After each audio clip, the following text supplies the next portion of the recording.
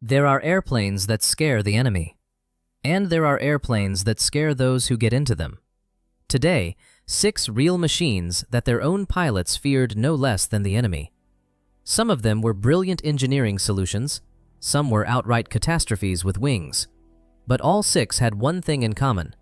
When stepping into the cockpit, the pilot was never sure they would return.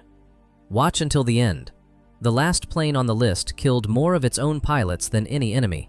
And these were German military pilots of a NATO ally country, in peacetime. Let's go. Number 1. Mitsubishi A6M Zero, Japan. The best fighter at the beginning of the war, and a flying coffin by its end. 1940. The Pacific Ocean. The Japanese fighter Zero appears over China and destroys everything that gets in its way. First battle. 13 Zeros against 27 Soviet fighters over Chongqing. The result? 27 shot down. No losses. American pilots met it over Pearl Harbor and were in shock. Zero climbed faster, turned sharper, flew further. With an auxiliary fuel tank, a range of over 3,000 kilometers. No American fighter of that time could replicate this. Designer Jiro Horikoshi created a miracle. But this miracle relied on one principle: remove everything unnecessary. No armor plating behind the pilot's seat, no self-sealing fuel tanks. When a bullet pierced a tank, a conventional design would seal the hole itself, but the Zero didn't have this. A fuselage made of ultralight aluminum alloy, so thin that one pilot described it like this: it felt like you could poke a hole through it with a finger. In 1941 to 1942, this worked.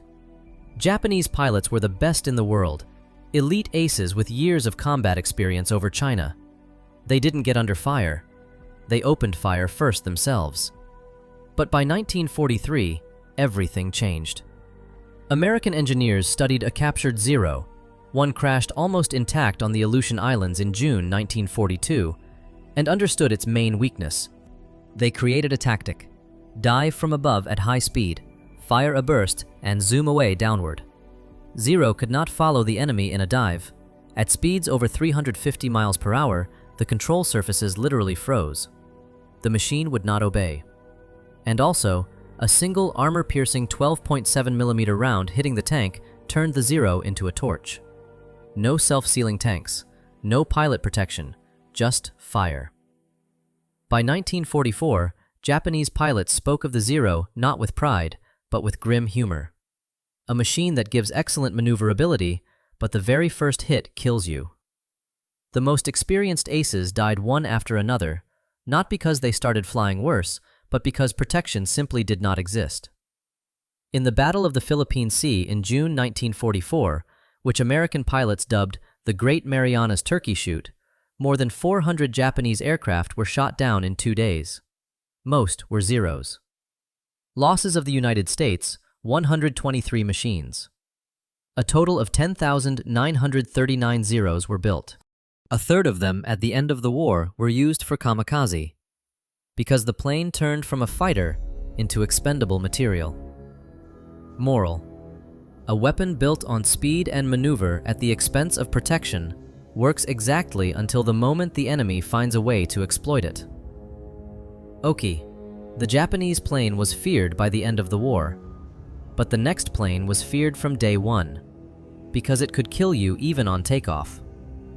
Number 2. F-104 Starfighter, Germany.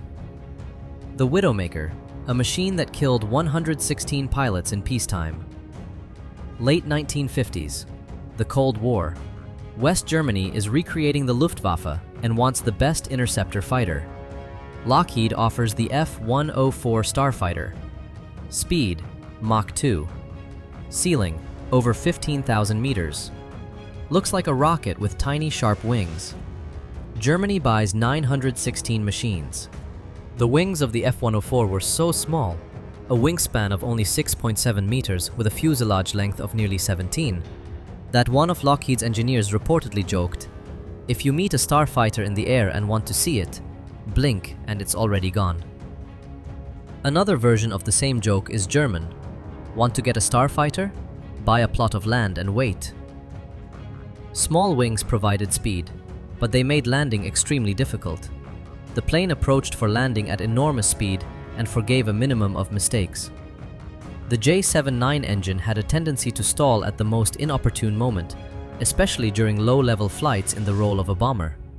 And Germany used the machine exactly like that, as an interceptor and a bomber at the same time, because there were no other planes. Add young pilots without experience.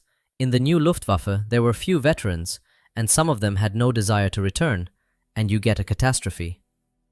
From 1961 to 1989, 292 machines out of 916 crashed in Germany. 116 pilots died, every third plane. The German people nicknamed it the Widowmaker, Witwenmacher. The scandal spilled over to the whole world. Parliament demanded explanations. Generals made excuses. Canada lost more than 110 machines out of 200. Italy, about 140 out of 389.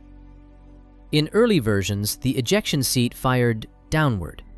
If a pilot ejected at low altitude, the chance of survival was near zero.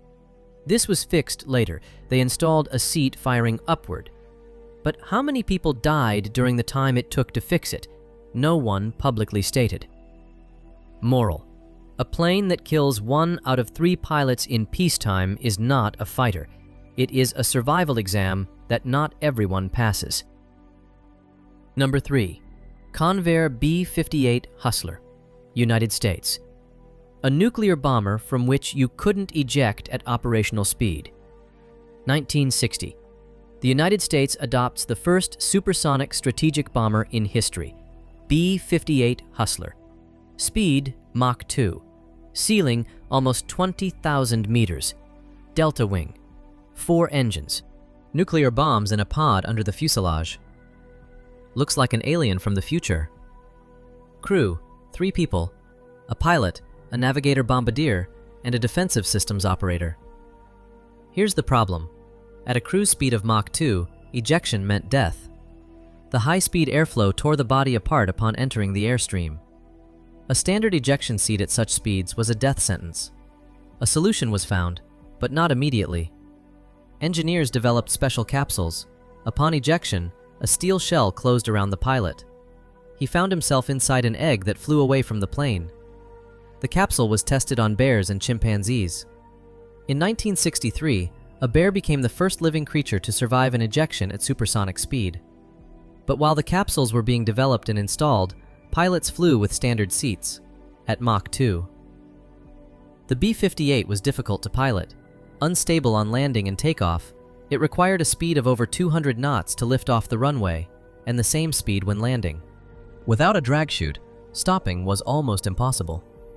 The aerodynamics were so specific that pilots described the handling as a constant struggle. Of the 116 built B-58s, 26 crashed during 10 years of service, a loss of 22.4% of the fleet. 36 crew members died. In June 1961, a B-58 crashed at the Paris Air Show. All 3 crew members died. The same plane, shortly before that, had been the first in history to cross the Atlantic at supersonic speed, from New York to Paris. In 1970, the entire B-58 fleet was retired. A machine built to bomb the Soviet Union never dropped a single bomb in combat, but it killed 36 of its own crew members simply during routine service. Moral: a plane from which you cannot eject normally is a plane where the designer forgot that a human is sitting inside. Write right now in the comments, which of the first 3 planes seems the most dangerous for its own pilot? Zero, which burned from a single hit. Starfighter, which killed every third in peacetime. Or the Hustler, from which you couldn't eject. Number 4. Supermarine Seafire, Britain. Spitfire on an aircraft carrier. Beautiful on paper, deadly on the deck. Spitfire is a legend. The best British fighter of World War II. Elegant, maneuverable, loved by pilots. In 1942, someone in the Admiralty suggested, let's put it on an aircraft carrier. They took the Spitfire, added a hook for deck landing, named it Seafire. Problem: Spitfire was designed for takeoff from long land runways. An aircraft carrier deck is 200 meters at best. The landing speed of the Seafire was too high for such a short distance. The landing gear was narrow and fragile, tailored for a smooth airfield, not for the rolling deck of an aircraft carrier. Result: when landing on an aircraft carrier, the Seafire collapsed its landing gear struts with frightening regularity. Any sideways movement of the ship at the moment of touchdown, and the plane veered to the side. The propeller struck the deck. The machine flipped over. A grim joke circulated among pilots. How to survive on a Seafire? Don't land on an aircraft carrier.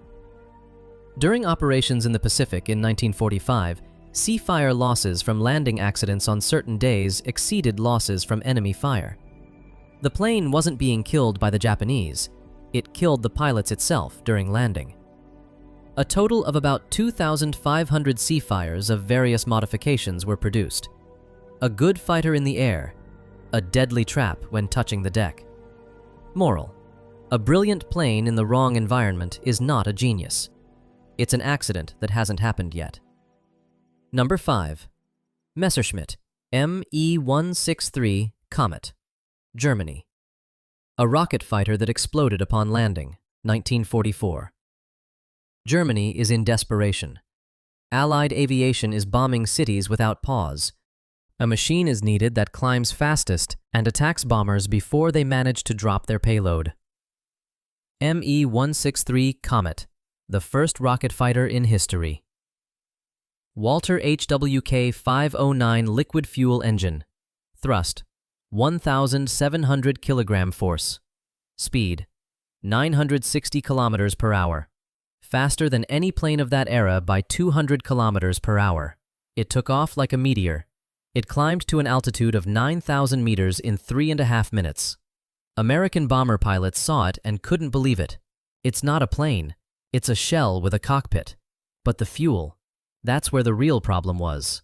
The Komet ran on two components: T-Stoff, concentrated hydrogen peroxide, and C-Stoff, a mixture of methanol, hydrazine, and water. Both components, upon contact with each other, produced a violent exothermic reaction. Thrust: 1,700 kilogram force. Excellent. Upon contact with organic materials, T-Stoff ignited instantly. A pilot's skin is organic material. A few drops of fuel on the flight suit, and the pilot burned right in the cockpit. During a hard landing, and the Komet landed on a retractable skid without conventional landing gear, the remaining fuel in the tanks exploded. Many pilots died not from enemy fire, during landing at their own airfield. A total of about 370 units were built. In combat sorties, about 16 Allied planes were shot down. Losses of the Komets themselves from all causes, more than 80 machines. A significant portion from explosions during landing and toxic fuel leaks.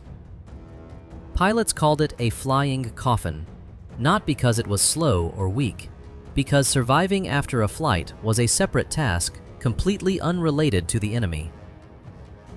Moral: the fastest weapon in the world is useless if it kills the one controlling it. Number 6. Douglas TBD Devastator, United States. A torpedo bomber that sent its pilots to certain death. June 4, 1942. The Battle of Midway. 3 American squadrons of TBD Devastator torpedo bombers go after Japanese aircraft carriers. Out of 41 planes, 6 returned home. In 1937, the TBD Devastator was a completely modern aircraft, the U.S. Navy's first all-metal monoplane torpedo bomber. Maximum speed, 322 kilometers per hour. By the standards of 1937, normal. By 1942, a catastrophe. To drop a torpedo, the pilot had to approach the target straight and level, drop to 15 meters above the water, slow down below 200 kilometers per hour, and hold this course for several seconds. Any deviation, and the torpedo went wide or sank. At low altitude, at low speed, in a straight line. It was the ideal maneuver for a plane that needs to drop a torpedo, and an ideal target for anti-aircraft guns and interceptors. Japanese Zeros literally shot down the Devastators while they were entering their attack run. Anti-aircraft guns added their share. Torpedoes, American ones, imperfect, often failed to explode even upon hitting. From Torpedo Squadron VT-8, one pilot returned, Ensign Gay. 1 out of 15. But the death of these crews was not in vain. Japanese Zeros descended to the water to intercept the Devastators, and did not have time to gain altitude when American SBD Dauntless dive bombers arrived from 6,000 meters. In 5 minutes, they sank 3 Japanese aircraft carriers. The fourth, a bit later. The turning point of the Pacific War. The Devastator pilots died, but with their attack, they drew away the cover and allowed others to do what changed the war. Moral: sometimes the most important thing a soldier can do is go on a mission from which he will not return. Understanding this. 6 airplanes, 6 different kinds of fear. 0 burned from a single hit because protection weighed too much. Starfighter killed a third of its pilots in peacetime because it was designed for interception, not for low-altitude bombing. B-58 Hustler flew at Mach 2, but did not allow proper ejection. Seafire broke apart on every other landing on the deck. Me-163 exploded from its own fuel upon landing. Devastator went to certain death, and knew about it. What unites all 6? Not malicious intent, not shoddy engineering. Each of these planes was a revolutionary solution to a specific problem. 0, range and maneuver. Starfighter, speed. B-58, supersonic bombing. Me-163, rate of climb. The problem is always the same. The task was solved. About the human inside, they thought second. Write in the comments, which of the 6 seems the most unfair to the pilot to you? And subscribe. There are many more stories ahead about technology that turned out to be scarier for its own than for others.